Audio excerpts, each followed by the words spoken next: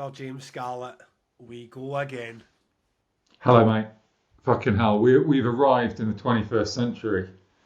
Technology just is increased tenfold from last episode to now. We'll never have a glitch ever again. That's what we've been guaranteed, right? That's what Riverside are telling us. I am not getting too cocky because I'm currently looking at the sort of interface in front of me now with the Riverside rather than the Zoom that we've been using for a year, and there's a lot going on now. A bit like, okay, this looks like we have upgraded a great deal. So hopefully for you guys, the listeners, this should be better audio quality. That's what it promises for the YouTube viewers. I mean, ultimately it gets rendered to YouTube specs, I believe, but it should be better video. So, touch wood, this might be the future. I mean, I'll probably sound like shit anyway because I'm absolutely floored with a bit of cold and a lot of hay fever. I mean, in fact, this episode is sponsored by Sudafed and Fexofenadine. If it wasn't for both of those, there is no way I'd be standing in front of you with any eyesight or any use of my nose at the moment. I am fucking in a bad spot. I will try my best to make sure I'm silencing the sniffles, but there will be plenty. God, if I normally sniffle a lot, this will be one for the books. I love spring. I love good weather, but my God, it hits me like a fucking train when it comes. Good. If anyone's joining in for the first time ever the podcast, they're like, what the fuck is this podcast? He just started off talking about Riverside. Now we're on hay fever. But yeah. I listened to a podcast. I can't remember which one it was, but I listened to a podcast a week ago, and it was like, it's all very professional. The intro was like 2 minutes long, and then the host came on and introduced themselves and what it was they were doing. I'm like, we remember when we said we were going to do that? We did. we made a promise that we were going to introduce ourselves each time. So I am Gavin McInally of Damnation Festival, and this is James Scarlett of 2000 Trees and Arctangent. There you go, up there with the best of them. So there you go, hay fever covered, IT covered, proper introductions. How are you, sir? Well, mate, as we always start the podcast on, you listeners won't know, we always have a little golf section at the beginning, don't we? We always have a little golf section, yes. So I'm... Actually, when I saw the notes that said Masters Golf, I'm like, I hope he's not going to ask me about this guy, no fuck all about this. The Tiger Woods play, I suppose. The Tiger Woods win. No, mate, Tiger Woods did not win. So I stayed up into the small hours of last night to watch Rory McIlroy win the Grand Slam. He's the first person since Tiger Woods to win all four major tournaments, and it was fucking the drama.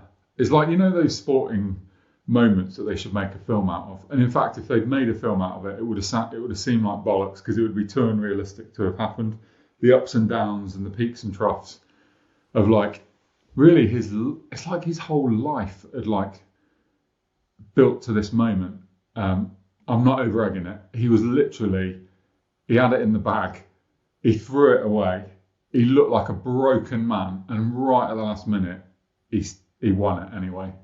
And when he won it, just like the commentators were saying, they'd never seen a reaction like it. He was just crying, and like the emotion of like, it felt like he was either going to make his life or ruin his life with one golf shot. It was a remarkable bit of sporting drama. I know you're not a golf fan, but you must have. I mean, if you asked me about football, I'd talk to you about the Man United Champions League win in 1999. You know, yeah. The treble win, the game we were out of, and we came back from 1-0 down to win 2-1. That sort of sporting, it can't possibly be true, but it was true. Anyway, that's what last night was like, and I'm fucking buzzing off it. But I'm tired because okay. Oh, so I don't know why the fuck I'm talking about it. Just because I've been on my own all day, mate, and no. You just got your golf. Okay, that was the strangest start to the podcast I've ever had. Do you know what's more important than Rory McIlroy's Grand Slam win is that the Mars Volta released a new album this week. So, okay. So the golf thing, I have a WhatsApp chat with my real life pals who are into a bit more sporting than I am. I'm much more of a just football and UFC guy. So I knew something had happened in golf, but I wasn't aware it was quite as historic as it was. all sounds fantastic. I can't wait to go back and relive it all.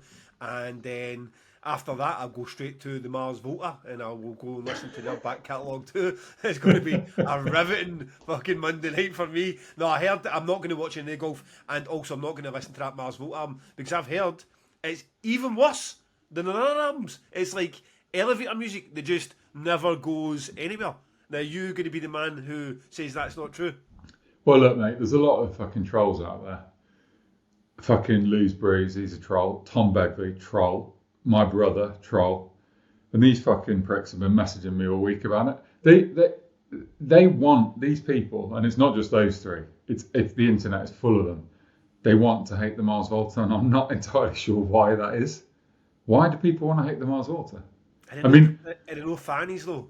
I don't know up there on the stage, and then it's like if they're going absolutely crazy and throwing about instruments, and then if they see someone moshing or crowd surfing, they'll stop the show and call them out and say you shouldn't be doing that because this song's about some tragic circumstances. I mean, they sound like fannies. There's been some incidents over the years where they like to they just do what the fuck they want, so they don't care if they piss people off. And actually, I'm not here to make the defence for this album, and actually. It came out on Friday. It's Monday, so I'm not ready to cast my judgment on it. I suspect it is a long, long way from their best work.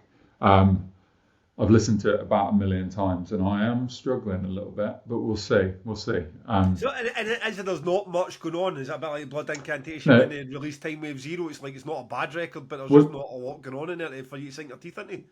So my 4-day review would be the last album. Was basically a sort of kind of quite chilled poppy album which was very song based. This album has a very similar sound, but it's a lot less poppy. It's slightly more weird and experimental, but there's like lots and lots of very short songs on it, sort of 2.5 minute songs, which is quite jarring for a band that in the past have had 30-minute songs. And it just kind of. It's quite. I'm a bit fucking lost at the moment. I don't really know. I don't know how to review it. I don't know what I think of it. I'm desperate for it to James, you think it's a pile of shit, but you won't allow those words to ever leave your lips when it comes to the Mars Volta. No. I mean, it's weird when.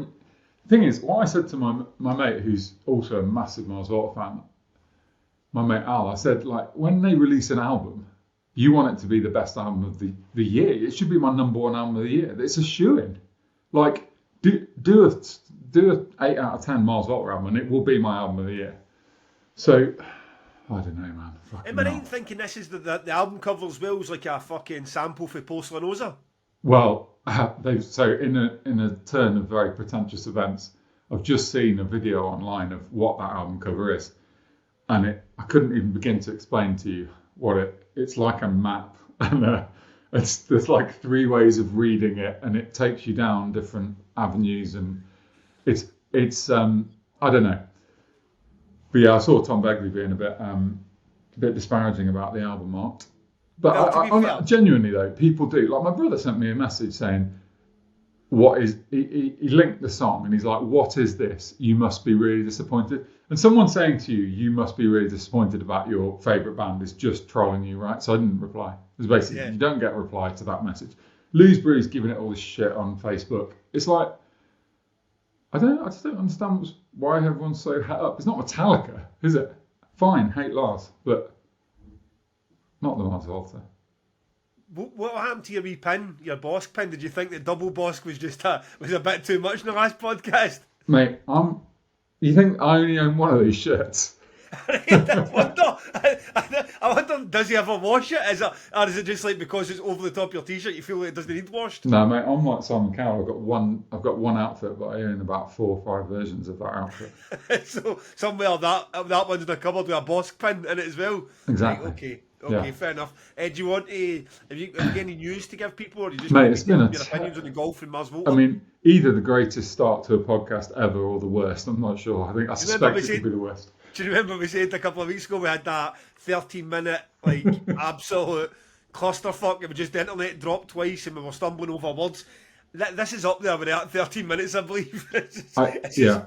I agree. I think the problem is I've been off work this week, so I've not actually been at work because it's the school Easter holidays. Been hanging out. Me, Miles and Kit been playing crazy golf. And yeah, what have I done? I'll tell you what I've done. I have finished the Arctangent and 2000 Trees Clash Finders.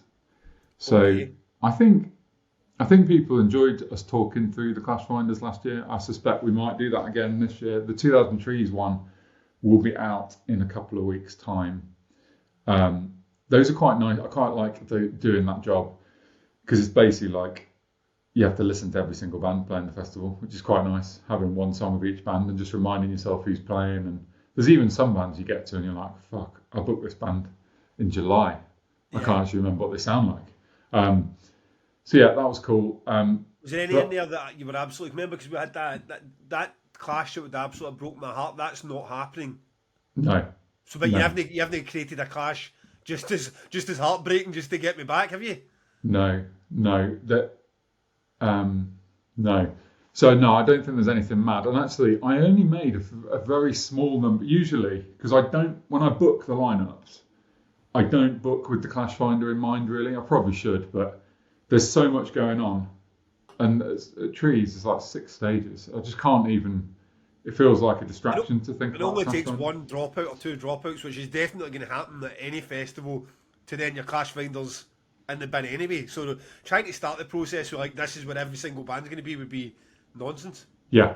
So there were minimal changes. There's a few like where you're like, oh fuck, that post metal band's clashing with that post metal band, or that hardcore band's clashing with that hardcore band. But I always find it difficult if the Trees main stage has a heavy band on it. It clashes with the third stage, which is the heavy stage. So then you've got you tend to have a problem. But I feel pretty good. But there's always a couple that slip through where you're like, fuck, I didn't realise people were going to like those two bands. So yeah, that'll be good. And the other thing I've done this week in my week off is sort the back line, the transport and the hotels for the festival. So Sarah's been hounding me for that because I'm a bit late on that. So which When is you just say handling the backline, in what sense? no. So what I mean is, so when we make a deal for let's just pick a random band, Inter Armour. Their agent may, as part of the negotiation, it may be like, can you do ground transport from Heathrow Airport? Can you provide us with our backline? And can you do hotels? Now, the answer is often no to those questions, but some of the deals do have those things in it. And I always regret it every year, but I never write that down at the time I make the deal. It just goes off into the ether. And then I'm like, oh, it's April and I've got 300 bands confirmed.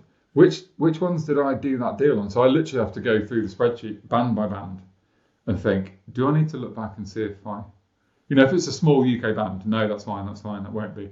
But anyone from outside the UK, you've got to go and check. So this fucking takes hours to do that. Anyway, that's done. Just on that, in 2012 we booked Amun Ra and they got hotels as part of the deal, which was an unusual one because they were playing the third stage, and when you get bands in the third stage get the hotels, but I think the fee was probably fine, and I was about like, okay, let's help these guys out. But then, so I booked the hotels, and then forgot all about it. They were just in my head, they definitely didn't have hotels. And then after they played, they were up in the production office with Hayden, actually, if I recall, like, Colin was like, oh, I need the details for the hotels. And I'm like, oh, you don't have hotels? And he's like, no, we need hotels. It's in the deal. And then we brought up the memo, and then it was in the deal. So it's like, fuck. I had to pay them like a cash buyout to go and get hotels. See, 3 days later, when I was sitting in a sort of post-damnation stupor, I was like, 6 a.m. in the morning, I went, fuck. It's like it was 5 travel lodges, twin rooms that I had booked for Amun Ra that I completely forgot about. Even when we were having the discussion, and then days later, I was like, their room just sat there completely untouched. So, I'm with you in the hill, trying to keep track of that. And that's only like 30 bands, never mind 300. Yeah, I love that story. But it's fiddly. And I always think, as long as your advancing process is good, where you talk to all the bands before the festival, hopefully that nowadays wouldn't slip through the cracks for me or you. Because someone on the band side, the tour manager, is going to have said, which hotel are we staying in? And then my team will come to me and be like, you didn't tell me we had hotels for that band. And then I can go and check it. That's we talked recently about me being scared about dates, like the band turning up on the wrong day is my biggest fear that there's just a typo in an email, and like transport, hotels, backline are the same. Like Mono's gong is only there if either I remember to tell the team to get the gong, or Mono's till manager says, "Get us our fucking gong," which we'll hit once. That's the first time I've really been terrified, because not only that, I feel like the agents are not that on the ball with it either. So you need to be twice like. There was a band that came back in touch with us all day who were booked in the memo, booked for Saturday. There was no grey area about it. An agent came back and says, we can do the Sunday though, can't we? Because that's all we can do now." Like, it wasn't just a pick and choose. I mean, we can do the Sunday. Fortunately, I can move you across the Sunday, but in 2 weeks' time, 3 weeks' time, that wouldn't have been an option. And then we're going to lose this band or two bands because the agent just had it in their head, or Saturday or Sunday's the option. Even though we'll pick Saturday, we can go to plan B. Look, there is no plan B by the time that everyone's confirmed and locked in. So, there's part of me now that wants to go back to all bands that confirmed and just make sure that everyone is still on the same page, redates, especially after the perturbator nonsense from my side. And then this other band, I'm starting to get a bit cagey with how clear have we been? Because this is the first time we've ever had there is a Saturday and a Sunday at Damnation. So, that's causing me a wee bit of concern as well. Yeah, because the reality is, and having managed bands myself and also been in a couple of bands, you know that most people are not reading those advancing. I mean, if you're Arm and Ryan, you've got a tour manager and you're a serious band, obviously they're pretty organised, most of those level of bands are, but the next level down, it's just fucking chaos, right? So none of them are reading the advancing emails. They're opening it up on the day of the show, the morning of the show, being like, "How? Oh shit, it's going to take us 4 hours to get there. Fuck, we best leave now."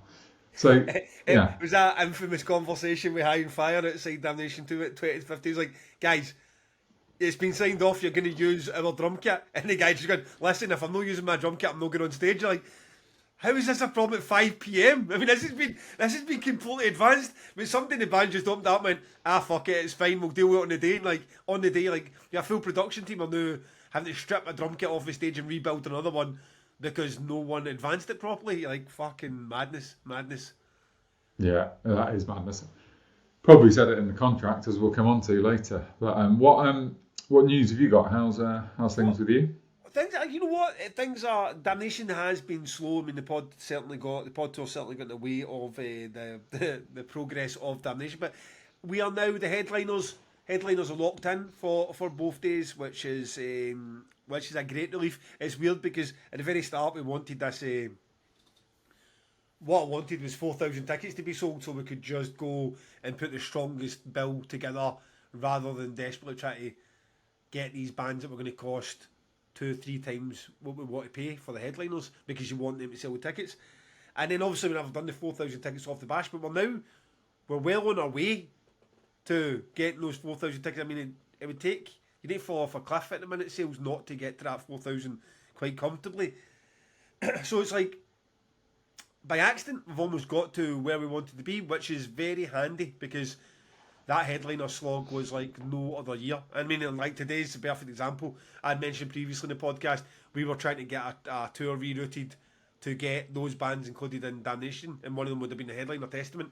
And they, to be fair to the agency, an agent involved, they were keen to look at it. Just the availability wasn't there to reroute that through Europe. But there you go, there's another 4 bands. Your Testament, Obituary, Destruction and Goat Whore. There are just another 4 on top of this mountain of bands that are just not available for Damnation due to other commitments, prior commitments, or recording, or taking a year off, or whatever they're doing. So it's been a slog.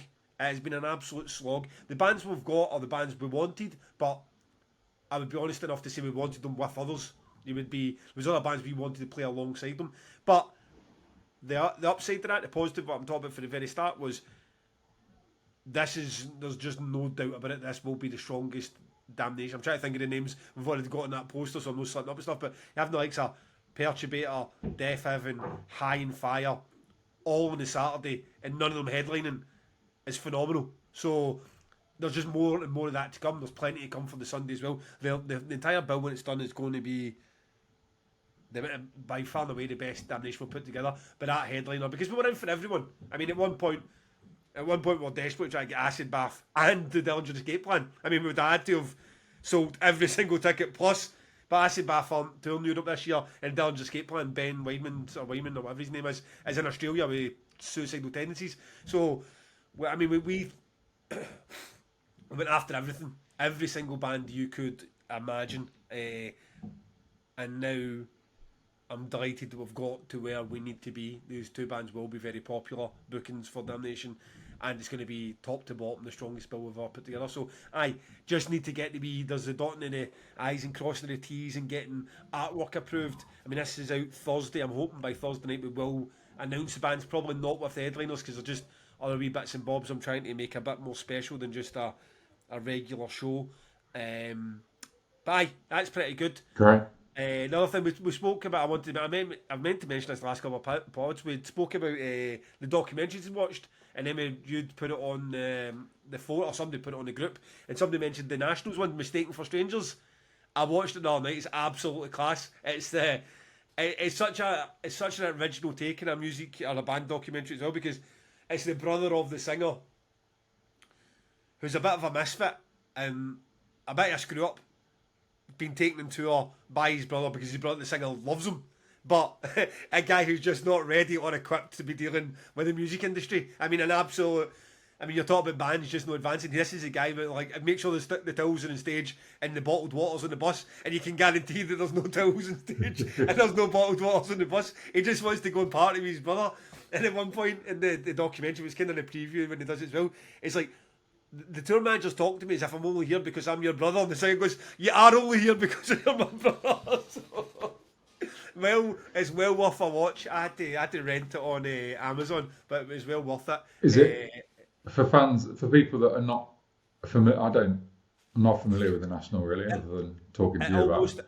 It almost has nothing to do with the music. It's really the story about the brothers relationship and this guy. And for listeners of this podcast, it's a wee bit of insight as well, because you're seeing the role that a tour manager's playing, or the sound engineer's playing, or him being a roadie ultimately, the role that he's supposed to be playing, and he just thinks he's like, I'm going to put my brother in this big band and we're all just going to live it up and miss bus call and stuff like that. So it's well worth. So whoever recommended that, because I knew nothing about it, was one of the listeners that recommended that. Thanks for that. It was a really good watch, and for anyone that's looking for music documentaries, Mistaken for Strangers is well worth a bash. Great, I'm going to watch it. James Spence from Rollo, when we were in London, recommended something. I want to say it's called Dig, which I need to watch. I'm going to get back in the documentary zone. You've reminded me. Now the golf's over. Now the golf's over. That's 3 times we've mentioned golf in this podcast, James, and that'll be the last one. And your plans, I did bits down the plan and maybe knocked yours off. Are we doing the super sub, or are you going to sing praises of Westons? No, let's go super sub. Okay, so Jen Whitewave, the hero who's been a day one listener with us, the manager of Evil Scarecrow, was the last name picked out of the Big Jug of Joy. She said her own words, she wanted us to go and see Evil Scarecrow when they next tour. Unfortunately, in her words, they land in Glasgow the same time as LLNN and Pupil Slice are playing, now with Worn Out as support. So I think she kind of gets it already that I will be at that show with those bands. We'll hope the tour goes well for Evil Scarecrow. And we had a bit of a chat about this when we were on tour. It's like, are they one of those bands that could find a home at somewhere like Trees where there is a bit more scope for a fun band that pull a crowd? I mean, they pull a crowd at Bloodstone. Not trying to put you in the spot there, James, but... I mean, you have. Yeah, I actually met Jen, I think it was in Birmingham, after the show in Birmingham. Yeah, I mean, maybe Late Night in the Forest. I've actually never seen Evil Scarecrow. I've seen the videos. I'm up for going to see them if they ever come through Bristol. Don't know if that's on that tour or not. Apparently it is. Okay, I'll go. I'll be there. Well, that is, well, there you go. You're getting 2 for 1 then, Jen, because you're thinking that neither of us would be at those shows. And what she wanted was In the Whale added to our Spotify on the record. Now, the band's name is In the Whale, and the song is Plane Crash. And she says this about him: sadly, they've decided to wind down as a band, so I won't get my dream to see them at Art Tangent or Damnation, but I've not quite played their last shows in the US, so it's still worth getting them a few more streams, so I'd like to add them to On The Record. Good Okay. egg all round is our Jen. So, next out the hat, to get us to go along and see a band of their choosing, add something to On The Record, or try and blag whatever it is you try to blag, is a Jonathan Day. There's another regular name that we see. I am trusting that the people that I'm pulling out this fucking jug of joy are still with us, either in Ko-fi or Patreon on any of the tiers. We have had a slow few weeks. I think there's been like one new subscriber and 3 people cancelled. So we're actually going backwards instead of forwards in terms of the old subscribers. I think what we need to do to maybe jolt that along a bit is start providing a bit more to subscribers than just this super sub. I am wearing what some people are saying is the greatest item of merch that's ever been produced. The Aesthetics of Fate, 2 Promoters, 1 Pod. Oh, it's so great because look, when you see that, with a mirror image, it actually says, "Hear me now, words I vow, we will go again." I always saw it when I looked in the mirror and I was like, oh fuck, it actually turns it round for you. Brilliant. My mind was blown. Fucking brilliant, right? I am going to figure out how it is that this stuff's going back on sale. The Curly Wurly shirt, couple of the tour shots, the beanie, the patch, the tote bag. I am going to link all the Ko-fi and Patreon subscribers to that store first, so they can have first dibs at it. When we do our next show or shows, we will link to the Ko-fi and Patreon subscribers first, and there likely will be some sort of best of tour edit that I think that we should make available only to subscribers, because it was already, our big thing is we won't put this podcast behind a paywall, but the tour in essence is already behind a paywall because you have to buy a ticket to go and see it. So if we get that edit put together, that's maybe one just for the subs. I don't know how you feel about that, James, but I feel like fair's fair. If people are digging into their pocket each month, they should maybe get a bit more than we're giving them. Absolutely. Well, as always, thanks for asking me on air in front of people. Appreciate it. Doesn't matter what I think at this point.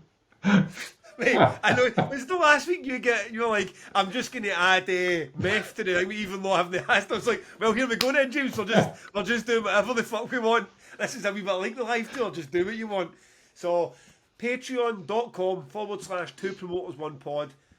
Cannot tell you the freedom that gave us when we were out on tour, because we are going to do a full what it cost to tour and the money that we made and how we made it when we go on tour. Maybe a few podcasts from now when we've got a chance to sit and go through all the numbers properly. But what we didn't have at the start was a single coin, because those fees don't come in until afterwards. So when we're going out on tour, I suppose like a lot of bands, you're just using your own money. We didn't have to do that. We had money that you guys had very generously subscribed and donated, and we went for lovely pizza and Mexican, and were able to stop places and not live like teenagers in a van for our first tour. We were able to go out and enjoy the experience. So it was greatly appreciated, and it would be great to see that continue. Absolutely. Tacos in Gloucester all the way. Lovely. But yes, that was the place. Okay, James. Okay, that's so we're going to have a little chat about our friends at Weston's. So just to remind everyone that you can go to their website, you can use the discount code POD10, and you can get 10% off their full range. Now, before I tell everyone what a wonderful job Weston's do of producing Cider, Gav, do you want to tell everyone what they should buy from the website? What would be your number one go-to? Do you know what? I've been such a cider fan for so long. That rhubarb one, the Rosy Pig, is. I don't know if they do it in the smaller bottles or the cans, but they definitely do it in the big 10-litre box, which I've gone through 2 of them now. And thank you so much to Weston's for sending them. I love that. I think it's weird because that first taste it, you're not quite sure, and then by the time you've got the second gulp, you're hooked. The next thing you know, the 10 litres is gone. One of my biggest horror nightmare few moments of the entire first leg of that tour was I had to open the 10 litre box in London and only maybe get through like a litre and a half or 2 litres because I had nowhere else to go. I couldn't get it back up the road and I couldn't finish it. I would still be walking. So I always think about that other 8 litres of the rosy pig that's sitting at the Bush Hall in London going, that should have been mine. That should have been mine. So that's the one I would recommend. But the one I was drinking on the last pod, the 7.3% sort of flat one. Well, I don't know if it's just that's just our standard Western, but that is an absolute peach as well. I'm really, really enjoying it. I've got a few more of the glass bottles of the old vintage stuff, and then I am out again. So I maybe need to go and use that pod code myself. Yeah, well, I've got some in Bristol waiting for you. So we'll, no doubt reconvene on that at some point. But yeah, so look, we've been working with Westerns for 5 years at Trees and at ATG. And look, they're an independent, family-run business. They're just like our festivals. They punch big, even though they're like us. They're nice and small and cuddly and friendly. And it's pretty cool that after 145 years, I'm 18 years in. Well, Westerns is 145 years in. The family still own the business. They still sit on the board. And the most important thing for me is that they get the festival vibe. So it's a real shame, Gav, that you didn't meet James. He came down to Gloucester, and I didn't actually see him at Gloucester either. Apologies, James. He came to our live show. By the time we came out, he'd gone. But you and him, I'm 100% going to hook you together either at Trees or ATG for a cider, because I think you very much enjoy his company. That was nice. That was nice that you never told a story about them poisoning him or anything like you did the rest of your contractors in Gloucester. Just go for the full house of offending everyone in the room. Yeah, it was a tough crowd. Tough crowd. Don't tell stories about people that are in the room. But yeah, I think you'll be kindred spirits, and like I said, he always comes. Like I said last time, he always comes in his yellow VW and then pretends he's gonna go home and doesn't. But the other thing that I just wanted to quickly say about Westerns is that you can go and see their cider mill. It's open 7 days a week. It's on the original farm in Herefordshire, and they I've done the tour with my brother, and they talk you through how all the apples come from within 50 miles and how they make the traditional ciders, how it's like slowly matured. And basically, it's just a nice story. They're a nice business to be involved with at the festivals, and it's really nice of them to support the podcast. So if you go to Trees and ATG this year, you'll be able to get Henry Weston's Stowford Press Darkberry, Rosie's Pig Rhubarb, and a bunch of others, I think. So yeah, drink them in a field, and if you want to drink them at home, pod 10 for 10% off. Get yourself that big box of Rosie Pig Rhubarb. You will not regret it. Yeah, absolutely. Okay, so today, Gav has forced me to do a geeky episode, as he likes to call it, about... I've never regretted that more than I did today, with a stuffed nose and my eyes going like gelatin. Like a Q&A would be ideal today. I don't want to be reading long clauses when I can barely breathe. So believe me, James, I am paying for it myself, mate. I'm paying for it. That's good. So we're going to talk about the contract. So the artist contract and how that works, what we think about it. So it's probably worth, before we go into that, just sort of winding it back and just reminding people of the booking process for bands, so how we book artists, and without going into, like, if you want to go into detail on that, go and what's the episode called? The Dark Arts of Band Booking. That's the one. Go and listen to that. It's a good one, I think. But basically, you have some initial discussions with a booking agent, right? If you're the booker, the promoter is the booker. Some initial discussions with the booking agent. They might be on email, they might be on the phone, sometimes face to face. Eventually, you get to a point where you want to make a booking. You will make an offer in an email. I'm going to pay Metallica £20,000 to play on this date. There's my offer. And then there'll be some negotiation, often via email. And that will be about the money, but also about what the level of exclusivity is. Are there extras included, like hotels, transport, and backline we discussed earlier? And then once you've got to a point where everyone agrees, there will be an email confirmation from the agent. Now, some of those confirmations just say this is confirmed, and the history of the email is all below it. All the negotiations are below. And some of those confirmations say this is confirmed, and then they include all the detail. Either way, it's an email, and I find them quite satisfyingly. They like, unlike the contract, the email says yes to all the bits you've already both agreed on, right? We agreed on £20,000 fee with 2 nights hotels, twin rooms, 3-star. We agreed to festival backline, not specific backline, and we agreed to ground transport only from Bristol Airport, not from fucking Glasgow Airport or whatever. This is confirmed, says the email. Great, we're all in agreement. So then you go off usually and announce and do the announcement. So I'm going to guess, now you don't have to answer specifically about these bands, Gav, but usually for me, these headliners you've just confirmed and you're going to announce soon, there won't be a contract. Like the contract very rarely comes quickly with all the agents I deal with. So they'll send it whenever they fucking get round to it, or never. So I would guess that 50% of the agents I deal with never send you a contract at all, and that includes some of the really, really big ones, right? Big bands. I don't want to shit any agents up that are listening to this. I just checked my 5 headliners at 2000 Trees. I think I've only got contracts for 2 of those artists. Yeah. So, and they've been booked for months, right? So the first thing to say is you may not get a contract, and if you do get a contract, it may take ages to come. And then when it comes, there will be an email. And the covering email is one of the things that winds me up the most in the music industry. And just so you know, I'm not like picking a good example. I've decided to pick the most recent example, and this I got today, right?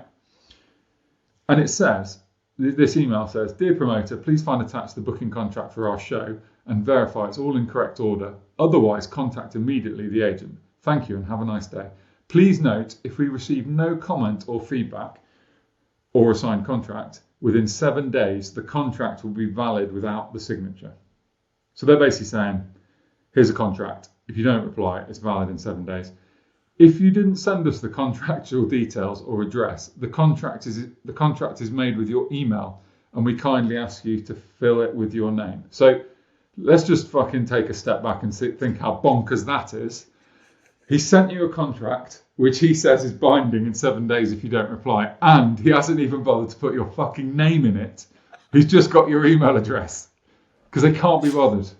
So James, please tell me there's another section under that says that you cannot announce the show before this contract is sent back, and they've been on the poster. They've been on the poster for 7 months. Like the agent's delighted that where they're billed, you've done the whole bollock, billing whole works, and you've been told in this email 7 months later, if we don't get this contract back signed, you cannot announce this band. Like, they've been announced for 7 months. Yeah, it's wild. Well, so this is honestly true. This band were confirmed on, I had to look back, 1st of July 2024, I confirmed this band. So we would have announced them probably in October or November for Arctangent. I'm getting a contract on the 14th of April with that. You know, and look, I'm not a lawyer, so there will be some lawyers listening to the rest of what we say here. I don't actually know if you can send someone, if you can have a negotiation on email, and then at the end of that negotiation, send them a contract which includes a load of other stuff which has never been discussed, and say you've got 7 days after that it's binding. That doesn't feel like a thing you can do, does it? Otherwise, I'm just going to start sending everyone I know fucking contracts saying, do this. You owe me £5,000 if you don't reply in 7 days. This is binding. Yeah. It surely can't be. Have you got anything more? Because I want to bring up to the most recent. Have you got anything more to add to that exact one, that email? No, you go. No. So I done the same. I thought, let's go into my inbox and get these fucking 1,000 contracts I'll be kicking about there. There was a period after Damnation was established, so let's call it 3 or 4 years it takes for agents to know, trust you, all their bands are paid. So by Damnation 2009 getting into 2010, between that period and the beginning of the pandemic, it felt like contracts had almost disappeared. That no one really bothered their ass with it. You get the odd band or agency that would send them across, rarely chased for them, and many of the agencies that didn't bother at all. The pandemic happened. Clearly, a lot of bands, agents, managements get stung with a lot of cancellations left, right, and centre for, and it seemed to have came back with a vengeance. And now everyone's like, contract this, contract that. I received an email today that they've got different ways to send them. So it's never really the agent that sends it, unless it's a smaller agency. But it's usually the assistant. So you get this poor assistant, and I feel sorry for them. And this assistant updates the amount of days since it's not. This is now 81 days overdue, which I will get to. I've got no issue. I've got no issue with returning signed contracts, and people who want me will see I will return signed contracts, no bother.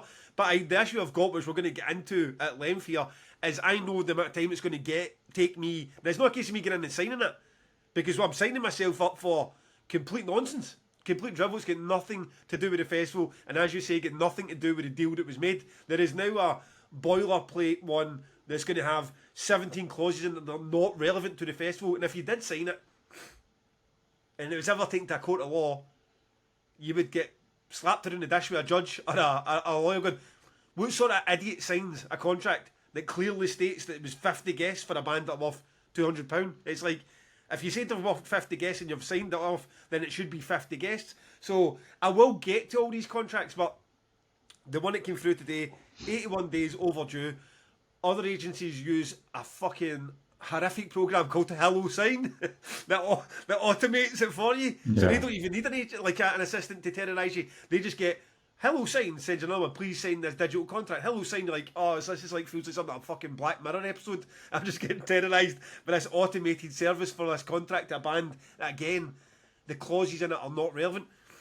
So what happens is you end up getting annoyed because you're getting chased and being spoken to like you're not doing your side of the job. So you open up the contract, and it's always the case, and was the case today, at least 3 or 4 clauses that have got nothing to do with your festival about sole headline billing, 3-hour sound check, 40 guests, just nonsense like that that's just non-applicable. And you go back and you say, this is not a festival contract, this is not applicable to Damnation. And the agent and assistants always say the same thing. They never fix it. They say, you amend it to what you want it to say. Yeah. And I'm like, so now I need to go through, if in this case 50, 60 contracts, and make sure I'm taking out all these things about the only artist allowed to sell merchandise at Damnation is the artist who's second on the second stage on the Saturday is the only artist allowed, because that's what I'm legally signing, and to be held up in a court of law, that's what you signed. Yeah. You know what I mean, if that was ever challenged. So where do you go with that? Because who's going to time, in your case, to go through 300 contracts and make sure they're all actually applicable to 2000 Trees of That Tangent?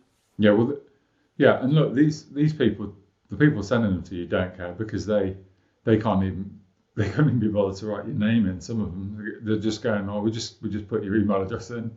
We didn't want to assume what your name was. So, but yeah, you're right. So there's a load of basic bullshit stuff in there, which is like, promoters shall provide artists with unlimited complimentary tickets, unlimited, or that most of them say no sponsorship near the stage without approval. So what? I have to approve that Marshall are sponsoring 2000 Trees. But, I mean, I understand that, you know, Metallica don't want to get up on stage and it's got like ESO written on it, or like whatever. Disturbed would probably be all right with that. But there's some sponsorship which is not appropriate, but you don't really want to be getting your sponsorship approved. They also, obviously, we all know that getting artwork approved is a big thing, and the contracts will all say that in it, and that's fair enough. But they all say marketing, press release, and everything. If anything goes out with Metallica's name on it, we want approval. And like, who's getting the press release but approved by an agent? Does anyone do that? I'd love a promoter to contact me and saying they do that, because it seems wild. So there's a lot. So first of all, you've got a load of bullshit stuff, and then secondly, you've got a load of stuff which, as you said, just isn't relevant. It's not relevant. You've copied and pasted it from the. But the danger in it, like, 'cause we're laughing and joking about how, but the danger is in it, if they So this is one example where it was just a guest listing. It wasn't a 3-hour sound check that could really damage the production of your day. Cathedrals were booked to headline a stage in Damnation 2008, the third stage in Damnation 2008. And I get used to, by this point I've been doing it for 3 or 4 years, and every agent and every assistant come back just sign it, or just amend it, whatever. It's fine. No one expects anything that's on those contracts. It's all just bullshit. People just want a fucking name at the bottom of the poster to show somebody if there's an issue, and they get the money. And the money's probably the bit where I say contractually you were saying you're going to pay 5, 10, 15 grand, and you should pay it. So guy got in touch, and I remember I was at my son must have been born around about the same time as folks. I was at the maternity ward, and I get a call, and it was a tour manager. So the contract had now been passed on, or whatever's been passed on to the tour manager. And he goes, look, we're looking to try and get another 6 guests on. And at the time, with headliners would be like 10 guests for the headline bands. And I was like, fuck me, 16 guests is quite a lot. We're sold out. And he goes, what do you mean 16? It'd be 36. And I said, what do you mean 36? He goes, mate, the contract that you've signed says 30 guests. And I'm like, aye, but that doesn't mean 30 guests. That's a cathedral away doing a headline show in a hometown bit. They'll have 30 guests. He goes, mate, you've signed the contract. I'm like, well, here we are. Isn't it? Because beforehand it was like, don't listen to anything it says in the contract. Don't amend it. Don't just sign it and send it back. No one's ever actually going to come up and say, we expect 30 tickets to your sold out festival. Here's this guy wanted 36. So I was like, this is fucking nonsense. Then, as I say, it kind of disappeared for all those years, and then it came back. Now I'm like, I don't send any contract back now that says there's 40 guests needed or whatever. I go through it if I'm going to spend and amend them and put them down to 3 guests, 5 guests, 10, whatever it's supposed to be.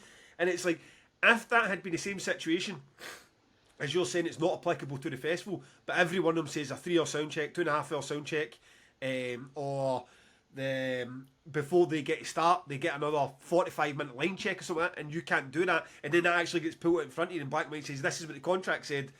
You're a bit stuck.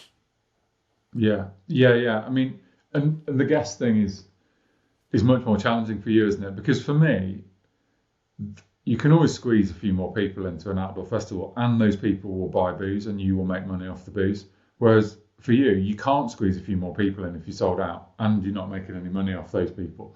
And 36 is a wild number of guests. If Alexis on Fire want to bring 36 guests to 2000 Trees, they absolutely can. That's fine. But if I was a Damnation, I'd be like, no, that was ridiculous. Sure, because we got a bit excited there. Let's just go back a stage. Because we didn't really tell people what. So before you get to all the clauses in the contract, the sort of small print, there's the key elements which are always on the front page, which is basically like the agreement is between these two parties, and those parties are the promoter and the artist, right? So it's not the booking agent. The booking agent issues the contract, but they're not a signatory on the contract.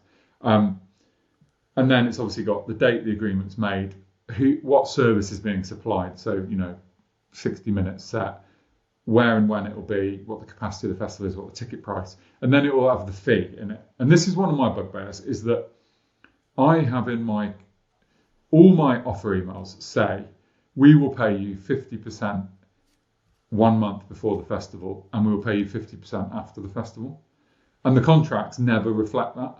Now, they've agreed to that in the email. No one ever argues it with me. There's one agency that argues, but everyone else is like, that's fine. But it's never in the contract. So it's like another element of these contracts are bullshit. And the next thing in this section, which always really fucks me up, is it often says, as part of this contract is also included the technical and catering riders.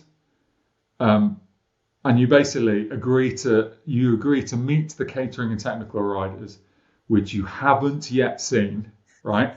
You haven't seen, but you agree to them. So it's like whatever rider this band cooks up, I have to give it to them. I have to give them the technical stuff, and I have to give them the food and drink, because I've signed a contract. Exactly, but just before, because I've got in that whole payment terms thing. So I'm working with the same agency for a couple of bands that are playing on the same day. So I opens up this contract. The first one opened up, it was like 62 days overdue. Opened up, payment terms 4 weeks before. So we pay my ideal situation is we pay 50% 4 weeks before, and then I like to get everyone paid before they arrive. So there is no nonsense with the tour managers. No one's looking for cash. No one, it's just done. And also at the other side of damnation, I don't have to go because sending bank transfers in 2025, I think we've already discussed this, is a complete pain in the balls. I mean, you can get through like 10 in 5 hours, and if you're trying to send to them America, you can be just in an endless fraud check. It's painful. It's absolutely painful. But 4 weeks before, ideally for us, before you show day or before the day before you show up, is how we like to do it. So most agencies, like you say, are good with that, or are happy just to get paid in full before they go on stage. So happy to deal with that. So opened up the first contract. It said 9th October 50%, 9th of November 50%. Brilliant. And I opened up the second contract from the same fucking agency. The artist fee 50% up front. July 9th. why is it July 9th? It's like the same people putting together the same contracts have decided one of the bands, and these are just the same sort of fees, few grand. Someone's decided no, that we'll just charge 50% of the fee, and then 9th of July. So what would that be? Is 9th of July? Is that 6 months before? 4. So where's that come from? And it's just complete. And if I just ignore it, but the problem is with some of these agents, the assistants that are real on the ball, I'll probably start getting, this is 1 day overdue, this is 2 day overdue. These emails coming through to tell me that I'm now 26 days overdue, paying this deposit, randomly just placed in July. Yeah, I mean, it's pretty annoying, isn't it? It's wildly frustrating. Yeah, when you said we were going to do this episode, I knew it was going to piss me off. I'm finding myself quite annoyed. There's another serious thing that I found today, which is this force majeure thing, which is basically, so now I'm like, fuck, let's hope there's no lawyers listening. Brendan, you're listening, aren't you? And but force majeure is basically either natural or political events that stop a contract from happening. So it would make the contract be like no longer applicable, right? So if a force majeure event occurs to stop the festival, let's say the Queen dies, I think would probably count as force majeure, right? So the event gets cancelled, so the contract is null and void, so you don't know the artist. But I was reading this contract today from one of a recent Trees headliner in the last couple of years, and it says inclement weather shall not be deemed a force majeure event. And I'm like, well, who fucking says it's not a force majeure event, mate? So basically what you're saying is the festival would need to pay if there's bad weather and we get cancelled. But pretty much, and this is where my brain, I literally wanted to throw my computer out the window. The next paragraph says that the band is allowed to cancel the festival as long as they give 30 days notice. But the previous paragraph said if there's a fucking hurricane, you can't cancel. If there's a hurricane, you will pay in full. I'm trying to show this with any right. The two bits that I've highlighted here, right, are force majeure, right, and then the 7 paragraphs are what they can do, and then the bit that I've highlighted, inclement weather. If this happens, we do not accept it. That's a fucking act of God. And then I had to go and Google just so I was certain what inclement weather was, and it was like, it was a bit of rain and we've just decided we don't want to pay that grand, 100 grand. No, severe weather, like the fucking stage is getting blown over. That is not this agency. We must be talking about the same agency with this one, because that is too on the nose for me to see that today and go, I need to ask James about, so they're saying if the festival grounds are flooded, then the band can say that's not an act of God, that's no force majeure. But yeah, there's art. I just need to read the bit that you're talking about, artist cancellation. Purchaser agrees that the artist may cancel the artist's engagement without liability by giving the purchaser notice of at least 30 days prior to this. This is the same contract, yeah. And the engagement hereunder. Upon termination of this agreement, in accordance with this paragraph, artist shall return to the purchaser any deposit previously received by artist in connection with the engagement. Subject to the foregoing, upon such termination, the party shall have no further rights or obligations. Each of the parties shall bear its own cost incurred with the connection with the agreement. That whole paragraph basically means if we give you 30 days notice, we don't need any reason at all. And you need to carry the costs, and we'll carry whatever costs we'll put in, which to the artist will be almost nothing, because they have probably not booked anything, which is why so 30 days notice, and we can walk out of this contract without any penalties at all. But if your festival site's 7 foot underwater, you're still paying us. It's that's just wild. It is wild. This is pretty funny because it kind of gives the listeners insight into how we do these episodes. So there's a plan, but we don't tell each other what we're going to talk about. As in, we know what the general subject will be, but we both do our own prep, and we've basically we found the same thing, which is unusual, right? Very unusual. I mean, inclement weather. I mean, it's not applicable really to me, unless I think it was storm damage. You could have you can have a roof blow off. I mean, you could, but the fact is, Rob Safety would say once you're over about 60 mile an hour winds, you can't legally go ahead with your festivals. Inclement weather for you is a real problem every single year, and you've got these guys saying all they need to do is give you 30 days notice, and they don't even need to have a sore toe. They just 30 days notice, and that's it. We can walk away, and ultimately you need to sign that. It's not like that's not one of the paragraphs where you can just amend, because you mean like no, that's the way we do business, and if we want to pull out and give you 30 days notice, then that's what we're going to do. Well, the funny thing is, as we've established, these people do not have the time to even get your name right. So if you open a contract, scribble out the whole thing, sign it and send it back to them, they don't ever open it. I'm almost certain of that. So this is a stupid game really that we're playing. But the force majeure thing is really frustrating, because I think it's justifiable potentially. You could have a conversation about rain, right? Where you're an outdoor festival, you should be able to deal with any type of rain. It's not our problem if you can't. I can kind of see that. But being like you can't, lightning or a hurricane is ridiculous, absolutely ridiculous. But yeah,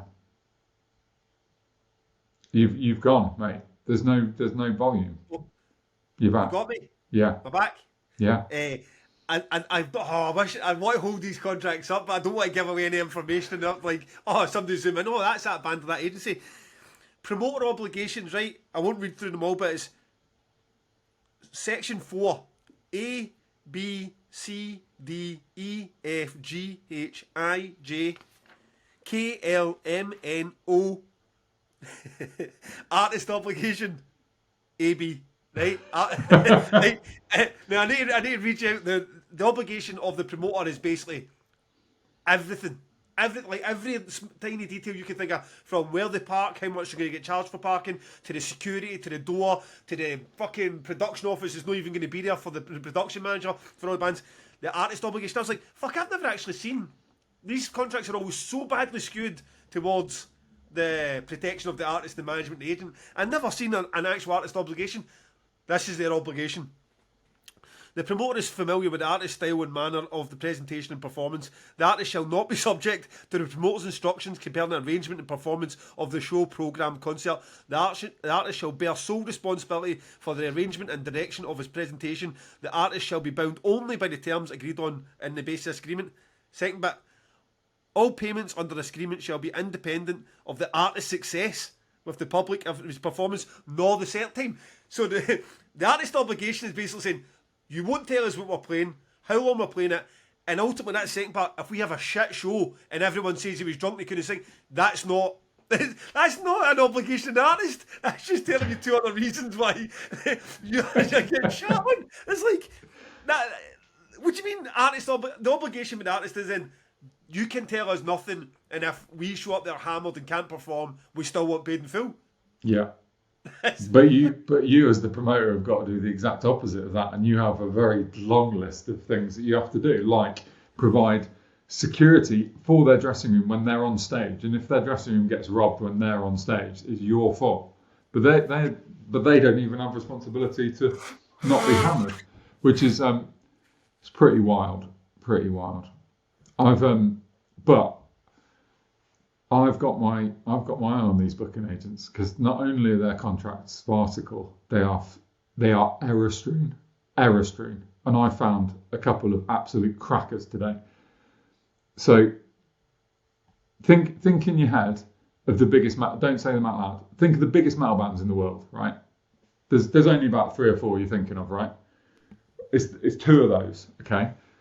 So I've got a contract here that basically says, so they've obviously copied and pasted from one of these mega bands, and I'm not going to say the name of the band because that would get me in the fuck. I think they'd come to my house and burn it down.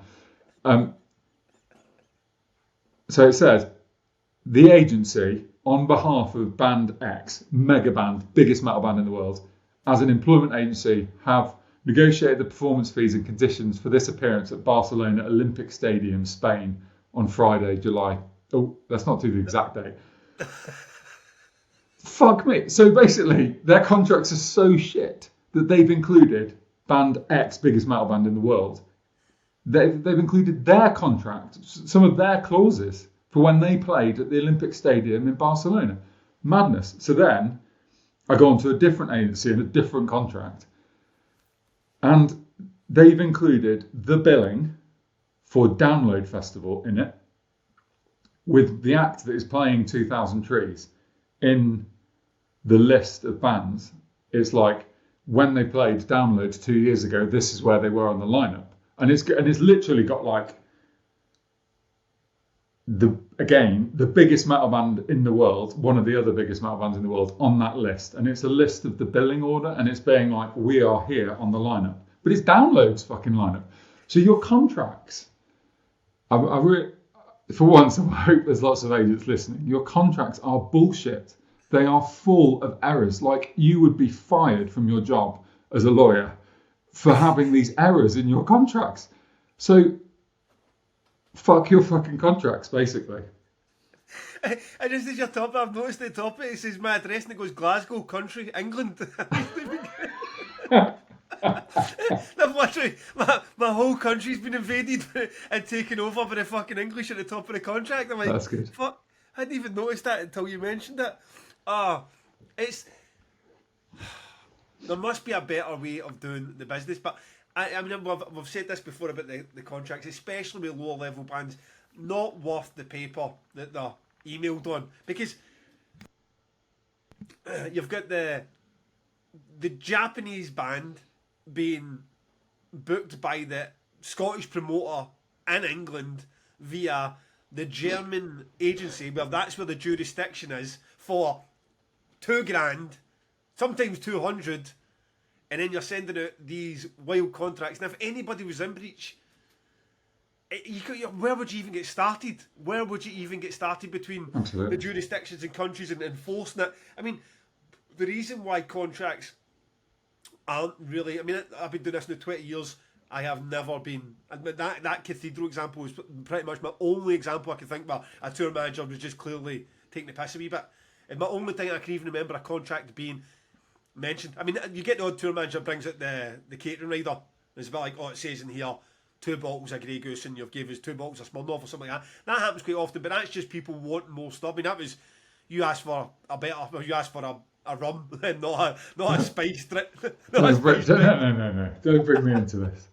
So, that, like, the reason why at our level, and I suppose at all levels in the music industry, is like everyone's equally committed to it happening. That band want to play your festival. You want them to play your festival. So it's very unusual, if it happens at all, that anyone would be looking for clauses in a contract as a way or a get out. And then even when you get to the top of the tree, you get, fuck, did Limp Bizkit no pull it like Download 2003 because they were shooting or recording a music video and a bit longer? I mean, the amount of bands that pull out at the last minute, you're like, when is it actually applicable? I mean, I think of like Manowar, when they showed up at Hellfest and there was some reason, I mean, the rumour was the stage wasn't big enough or the PA wasn't loud enough or some fucking Manowar reason, and they never played. That's when you want your contracts to be watertight and both parties to know exactly what's going on, because that's a deal worth going to court for. You know what I mean? If you're trying to get whatever that, let's say €1 million, if you're trying to get €1 million back from Manowar, or Manowar are trying to sue you for more than €1 million, then you want a contract in place. But for us, it's a bit like, I mean Glasgow, England, or as you say, a fucking stadium show in Barcelona with a billing from Download. I mean, you took half these contracts into a court of law, any country, you'd be fucking laughed back out of court. Probably on both sides. I mean, I look at these and think they're all skewed towards the management and bands and the artists, but you're right, there's so much that you could do if you had a good lawyer on your side. The fact, like, it didn't have the right country in it. It's signed off with somebody's email because they never responded in 7 days, and it's got billing for a festival that happened 2 years previously. Well, and it's talking about a fucking headline show in Barcelona for clearly a different band. I mean, what planet are you on? It's they're tough work. They are absolutely tough work. Yeah, so the way I see it is you have three choices, right? You can either enter into a negotiation over the terms of the contract, which I've never seen any agency have any desire to do that. I don't think the agents actually, these agencies are most of them are big companies, right? A lot of them are owned by American bigger agencies, and so it's not really the agent you're dealing with that gives a fuck about contracts, is it? They're being told this is what we do. Send them a contract. This is the contract. So you can renegotiate, but I don't think that's really happening. You can do what you said, which is go through each contract, cross out all the crap, and send it back. But then, as you said, there's a grey area with something like force majeure, because you kind of want to cross it out, but you're like, well, I can't quite cross it out. So what can you cross out and what can't you cross out? Or you can just hit delete and ignore them. So essentially, that's what I do. I ignore the contracts. You tell me. You must have agencies that just stay in your. I mean, like there must be ones that just want that contract. That assistant who's like a fucking dog with a bone just will not go away. And you get the odd one where you literally, I'm in my caravan checking the emails. I'm in a field. The festival starts in 3 days, and they're saying Band X is not coming to your festival unless you sign this contract. And I'm like emailing it to Sarah. Can you sign this, please? But cross it all out, cross everything out and sign it. But I hope the people that are listening to this are thinking this sounds like a farcical bullshit process that is amateurish at best. Because it is. It's a total shit show. Now, I imagine any of the lawyers listening are saying James's legal basis of just deleting contracts isn't great. And would it stand up, them saying you've got 7 days to respond? Probably not. But would it stand up just ignoring the contract? Also probably not. But my argument would be, I've been doing this for 18 years. No one's ever waived a contract in my face. Ever. And I've never needed a contract. So it feels like a total waste of everyone's time. Yeah, see, that's my issue. I mean, maybe because I've been in so many courts and not because I'm a bad guy, but because I was a journalist. And you see, when you get that whole, this was how it was at that factory for 30 years, like the disdain in a lawyer or a judge's face for that, it's just no basis for a defence of anything. That went for so long. Like, when somebody does get caught out with this badly, and if it's ever publicised, the court system, two good lawyers are going to rip each other and the parties involved to shreds with how flimsy and pathetic these documents are in an industry that's generating millions upon millions upon millions of pounds. Because it doesn't sound like it gets a whole lot better as you go up the tree either. It sounds like these are the top of the tree contracts that are just renamed and filtered down the... I mean, I've proved that today. Exactly. That's the mad thing. I mean, when I say it's the biggest metal band in the world, I mean it, right? Yeah. And so I've proved it. They've repurposed that contract. But my fear with it, and the reason why I don't go down the delete road, is so I've got this, as I say, this band, a good band, delighted to have them there, couple of grand, but they've got stuff like Clause C for the promoter's obligation to provide the artist with backline as specified and agreed in the artist technical rider. No issue whatsoever, we do that with everyone. The backline should be made available for the sole use of the artist only. No chance. That's a negotiation thing. You want exclusive backline use.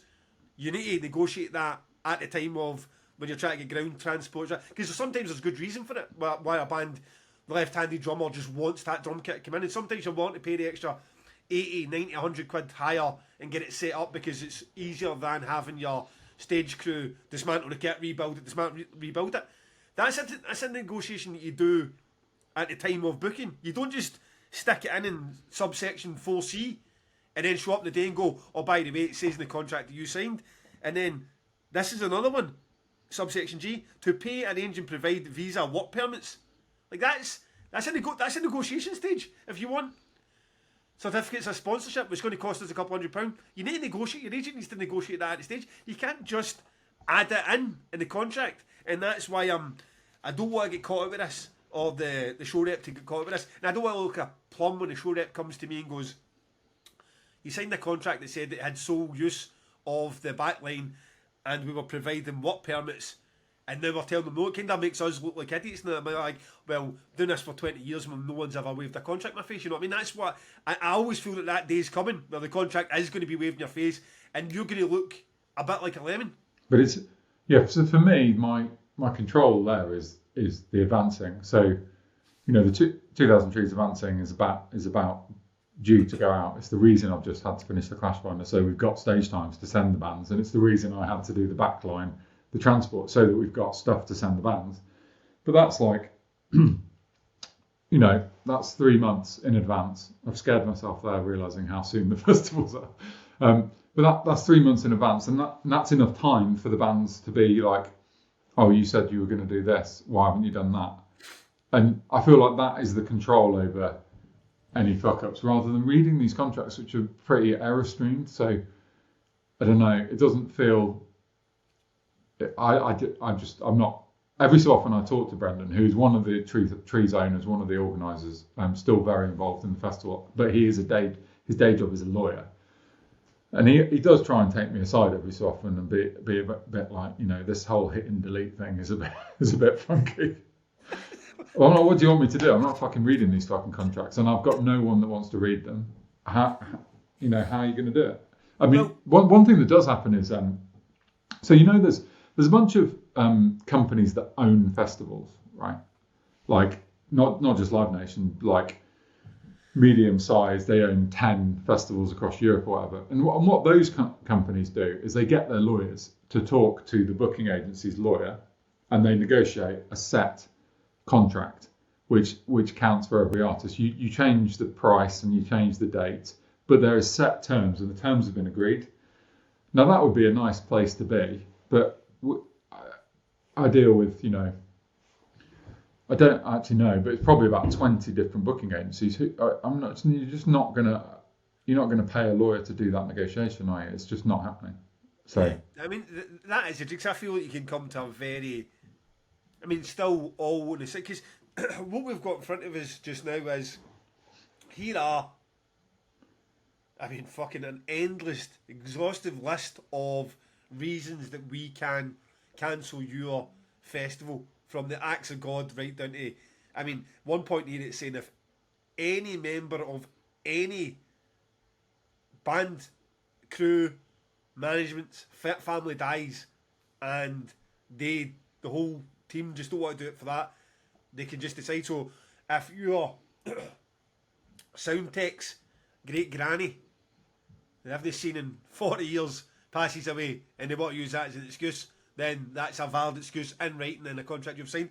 And ultimately, does it even matter? Because that would need to be within 29 days or before, because they can get out by just telling you they no longer want to play your festival as long as they give you 30 days notice. So once you've got contracts like this, signing up for any sort of common sense one, a template for something like Damnation would be perfect, because it could have a lot of this streamlined, that the band was all still protecting everything they want to do, but without the 3-hour sound check, you're not getting the 4-metre merch stand, you're not getting the sole access to the production office that's not there, that you're not getting, and it just see if you can through 40 guests that you're not getting, and me going through and just scoring out this shit, sending it back, because you always feel like sometimes they're going to come back and say, oh, by the way, you've scored at half the contract. But you're right, I don't even know if anyone's opening up on the other side to check what's been scored and what's not. It's just a case of, I had a ridiculous situation when a band played for £200. It was a favour. Basically, it was a support band on a tour, and they were a decent enough band, and we had them on opening the third stage, Damnation in Leeds. And someone chased me for the contract a month after the event had happened. And I got back and says, the event's happened. And they were like, oh, it doesn't matter. We need the contract back signed. Like, what do you mean? What do you mean you need it signed? It's like... It's the past. Unless you've got a time machine. Wait, what? I'm starting to get a bit like. I'm starting to think, why did something happen at the festival? And now I'm going to go and put my name to a contract. They're going to say, look, he signed that, and then when they come in, didn't deliver on paragraph 6, section F. So I was like, there's no way I'm signing a contract post-show. That makes no sense whatsoever. No. And that, ladies and gentlemen, is the contract. It's wild. Yeah, it is. It's wild. I feel wound up. I hope these questions are light-hearted. Hey, no more about cancel culture and fucking sex pests and creeps, Marilyn Manson. Let's tell me something happy.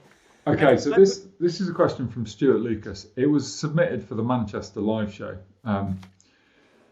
in advance, so we didn't get to it. So, does the fact that the two of you are now full-time promoters with big boy day jobs in the music industry affect your actual passion for music?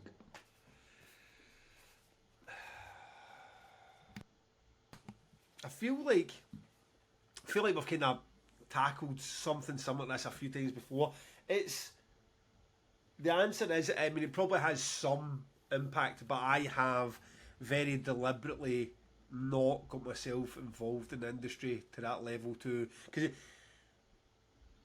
I mean, I always feel like that's a fear, isn't it? It's a fear that once you're that behind the scenes and the magic's taken away and you see how the sausage is made, you're a bit like, it's not the razzle-dazzle front of house production when you're sitting there and you're watching it. That's maybe why, I mean, even subconsciously, I always go to front of stage and never to the side of stage or behind stage, because I still want that fan experience, even if I know that band up on the upstage and cost me 20 grand and probably only worth 8, and I've been arseholes to my team the whole day, and I don't even like their music that much.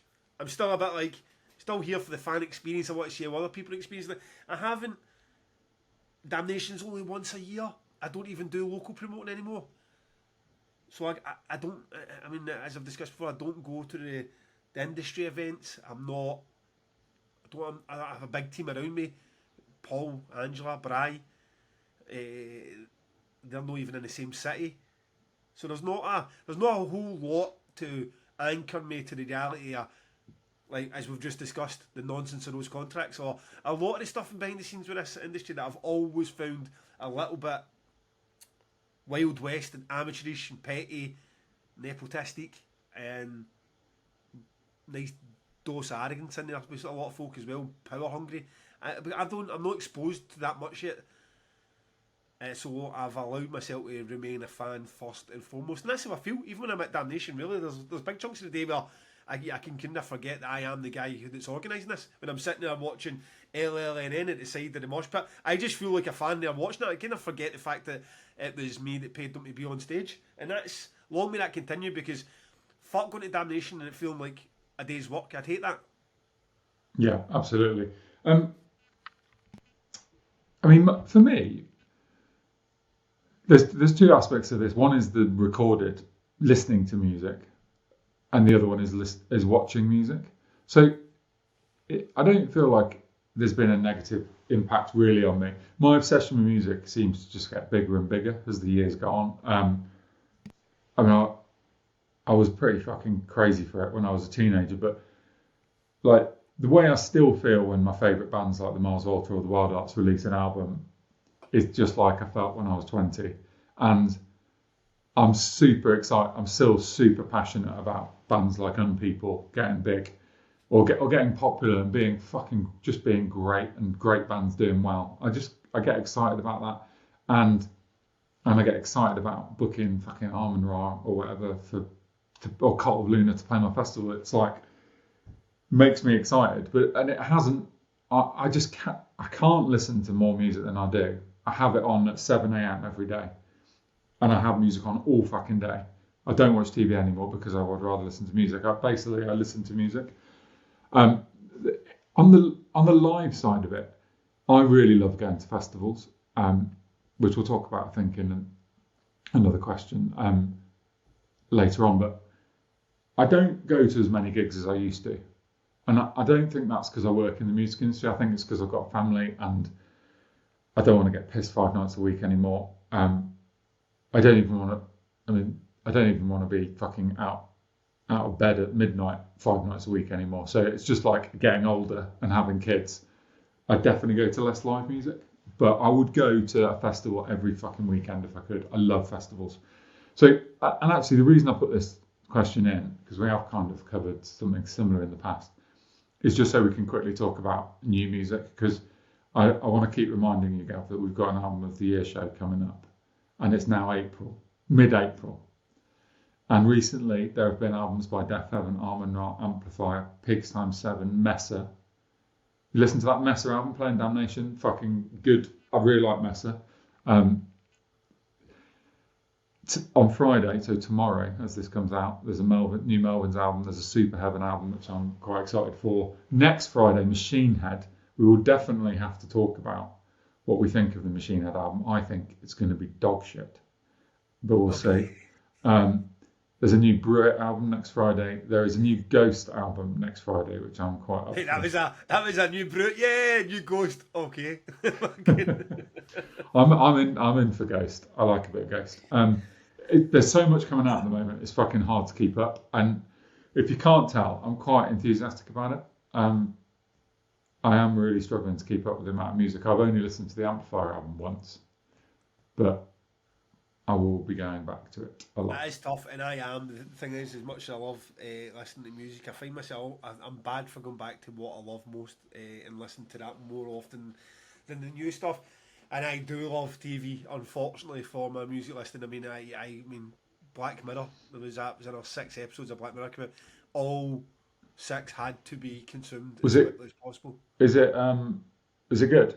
Yeah, fucking incredible. Because it's been up and down, hasn't it, that series? I've not watched them all apart from this new one. There's some of it's world beating and some of it's disappointing. I think because the vastness, the scope of where, if you go watch something like USS Callister and that sort of sci-fi, and then you go to something now like what was the new one? Yeah, the new one. Like there are a couple like San Junipero, and the one that just came out as well when the actress goes back into the old movie. That's like enjoying a comedy and a horror, and saying, why don't you like both equally? I mean, it's like they're very different in their approach. So even the ones that are not quite as, there's one eulogy that's out in the new series, fucking Common People, which is just the thing about Common People, and the thing about Nosedive, the one where the woman was trying to get a mortgage and it was your public rating. Yeah. It's just how that's the way it is, isn't it? I mean, I can't stand it. I will never rate a taxi driver. I mean, I'd rather punch a taxi driver if he was rude to me than rate him 1 star. It's like, who? I mean, we wonder how we've got such a mad sense of entitlement as a society where you can just belittle somebody from a distance. I mean, fucking, like, their job's got the Uber drivers, fucking people that work for Just Eat. And this whole rating people. I mean, rating a meal or a movie, fine, but rating a human at their job, it's like, fuck, you're giving some of the worst people in society access to like being even bigger dicks. So wet wipe Karens with force. I mean, with stars in their thumbs. So aye, it's when you get something like Nosedive and you're seeing that come out, like in Common People as well. It's about a health thing. Like I guarantee you, the private sector in America, especially, if they could monetize your health more than they do, and then put it in sort of Spotify tier system, they would do it in a heartbeat. I mean, they would lap that shit up in America. So it's when you watch the ones, it's like how depressingly close it is to reality. That's the bit that gets you. So I love that. And then you definitely won't watch Handmaid's Tale, but that's another dystopian science fiction, like fucking darker than dark. That's back as well. It's my wife's favourite TV show. I've seen a number of the series of that. I don't know when I gave up, but I did at some point. Aye, that was when you wanted to smile. When you wanted to smile for a few seconds in a day. I mean, no, watch fucking poor woman being ritually monthly raped for some fucking god-bothering mad yanks. So aye, it's some really depressing fucking TV we watch, and brilliant. But anyway, back to that question. Well, I mean, he did not. I guess he didn't see that answer coming, did he? I didn't see that. I just want to one last thing with it, because they came up when you were talking about that, is I am went for so long with no one knowing who I was involved with Damnation in the last couple of years. Now having a face to go alongside it, and having bands like Meadow Streak and We Lost the Sea and Overhead the Albatross and Dinner Celestial Birds, having a relationship with these smaller or up and coming bands. I mean, We Lost the Sea are an established band. The rest sort of like that I am playing a part in and enjoying, having that sort of like, I am not the guy who's going to come into your dressing room if you're Gojira and get my picture taken with you so I can stick it on the internet and say, oh look, here's me with Converge or Cradle of Filth or whatever. I am not trying to be your friend, but when something happens naturally and you meet a guy like Meryl Streak, or you get the guys for Dinner Celestial Birds, and you do strike up some sort of even a friendship at a distance and you can help with these bands, I'm really enjoying that. And that's something that's came quite late in my, I hadn't done that, didn't really know any artists that well really. For 15 years, and then in the last 4 or 5 building up some relationship with them. I've quite enjoyed that bit as well, especially when you can actually do something tangible, you can do something to help them, and you can see that next step. It's about that feels good. Yeah, agree. Tom Pegg, hey dudes, it's been bugging me for a while, so it's about time you asked. Why was Million Dead Reformation a Trees booking rather than an ATG? I get it, Frank Turner is linked to Trees, but the ATG audience is more likely to have had been into them back in the day, and I expect a huge amount of interest there. I was well excited to hear they'd reformed. I'd love to see it again after all these years, but Trees is a no for me, so I'm a bit gutted they're not playing ATG. What, was it just an availability thing? No. I mean, sometimes I feel like we need to reset what 2000 Trees is a little bit. I feel like I think the 2000 Trees audience know what 2000 Trees is, but I wonder if some of the podcast audience do. I sometimes think because it's being compared alongside Arctangent and Damnation, it looks like a pop festival, which compared to those festivals, I suppose it is, but it isn't, right? I mean, it really isn't. And if you look where Trees came from, and the history of, At the Drive-In and Reuben and the 80s Matchbox Beeline Disaster and fucking millions of others, it's come from a place where Million Dead feel like that's the festival they should be at. And if you look at this year's lineup, McCluskey, La Dispute, Sparta, I mean, even Alexis on Fire, Let Live. And then you can talk about all the hardcore bands that there are, like Harriet and Birds in Row. I mean, fuck me. It's 100% the place Million Dead should be playing. Right? Million Dead's a hardcore band. They fit 100% better with these bands. I feel it fits better. It feels better when I mean, Frank Turner being Frank Turner and being like an ever-present at Trees to begin with, but definitely it feels like a wee bit of an odd booking for Arctangent, because you're like, well, where did that come from? Yeah, so I mean, look, Tom, this is all opinion, isn't it? So your opinion is 100% as valid as mine is, but it's not.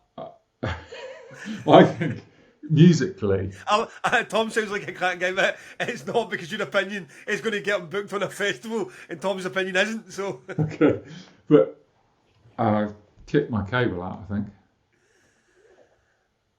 Let's see. Things were going so well, weren't they? There we are. Now, have you fucked this? Are we still? Oh, mate. I'm back. Sorry. I got excited, Tom, and I kicked my cable out.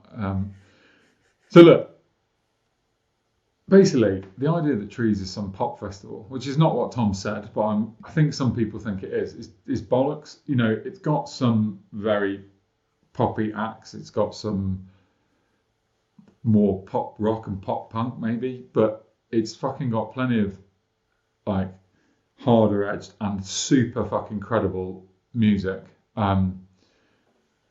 that people that go to ATG and Damnation would love. So you should try it out, Tom. Why don't you come? But the final thing I'd say is maybe you are right. Maybe the ATG audience will be more receptive than the Trees audience, because I do always come back to saying that it isn't about the sound of the band, it's about the audience who are listening to them. I don't actually know. I don't suppose even Frank Turner knows how many of the Frank Turner crowd are into Million Dead or whatever, but musically, if you just listen to the music, it's definitely a Trees band. So yeah, they can come to ATG next year, to be clear, if they want to. But we'll soon find out. Yeah. Okay, next question.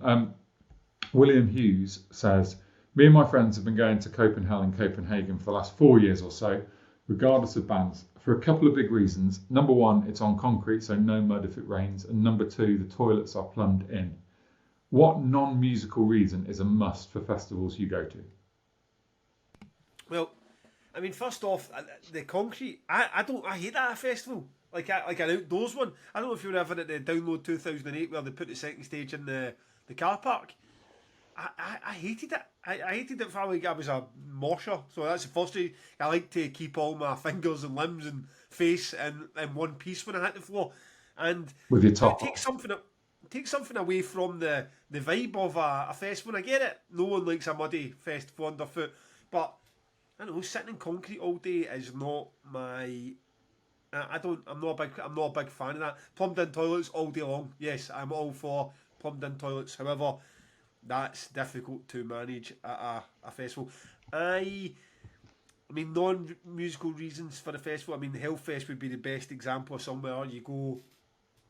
And they actually did a good job at keeping that grass experience, so you feel like you're in a field.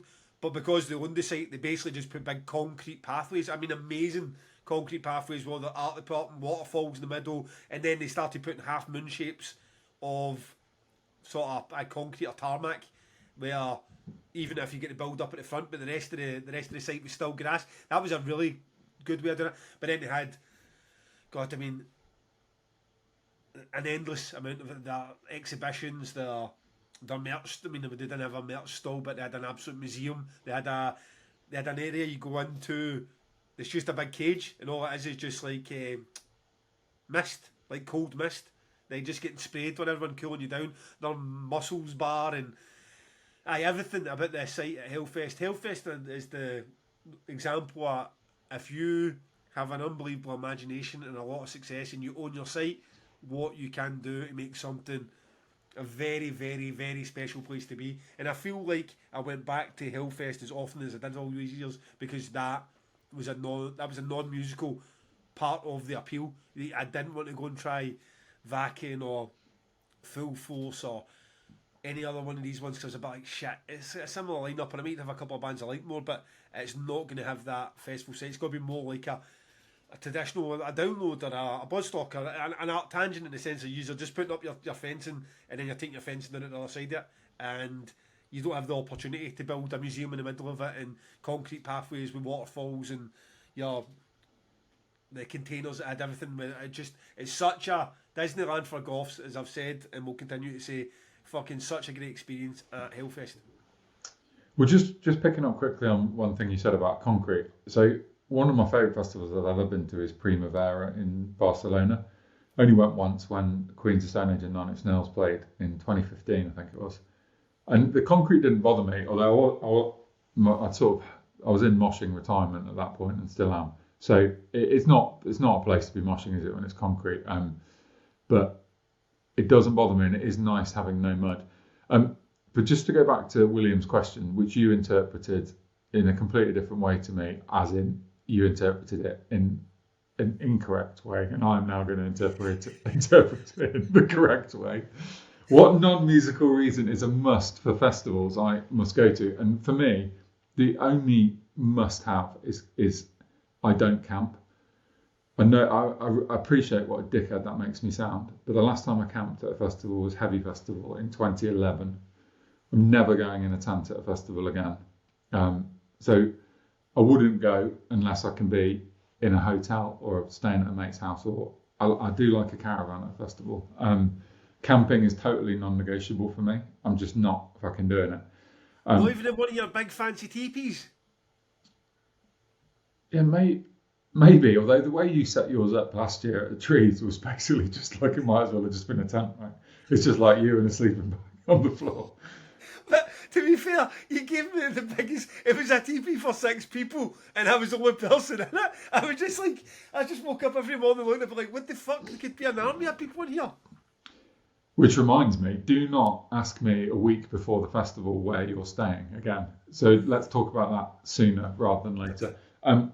But other than that, just going back to the question, I'm pretty relaxed. I don't have requirements. And actually, one thing I've realised over the years is I fucking love festivals. And even if there's no bands I want to watch, I love festivals. I really like standing in the sunshine on the grass, having a beer. I went to that Massive Attack outdoor thing in Bristol with Kit, and he wouldn't even stay to watch Lankham or Massive Attack. And I still had a lovely day, just wandering around, soaking up the vibe, having a beer. So I don't really mind if it's something corporate like Reading and Download. I don't mind if it's a tiny little local festival in the local park down the road. I basically just love going to festivals, as long as it's sunny and there's beer. So I mean, I don't know. I mean, I'm just a bit fucking. Like we paid like a couple £100 extra to sleep in cardboard tents at fucking Hellfest, and you show up, and I don't know if you've ever seen these. They go karts. yeah, Something like that, and it's just they're disposable tents, and you go.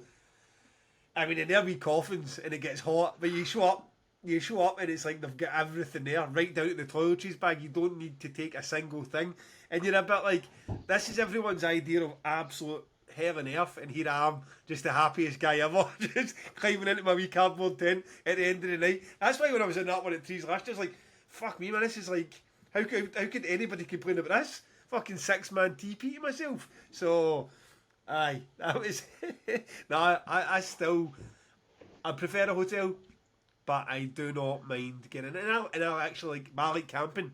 Like, I would happily go camp. In fact, one of the things I've been desperate to do with my wife for ages is go wild camping. I want to go somewhere, piss off into the Highlands with a tent and a stove and go for a weekend's wild camp. I would love to do that, but it's not, but like, we're probably going to die because we don't know anything and we're going to get lost. well, the problem if you don't camp, of course, is that, and this happened to us at Download last year, we were having a fucking great time, and our taxi was booked, and you were staying nearer, weren't you? So you stayed, and we all left, and it was too early. It wasn't the end. And that is, of course, the problem if you don't stay on site. You can just get up to chaos if you're staying on site, which is where the camera comes in. So, yeah. And you're suggesting so the heroes at Radar, I think, have booked the same house again, so they got in touch to say, look, if you need a room, let us know. But you're saying that you've got a bed for me somewhere anyway. Well, mate, my mum and dad will definitely put you up if you would like to stay there. My dad does a mean fry up.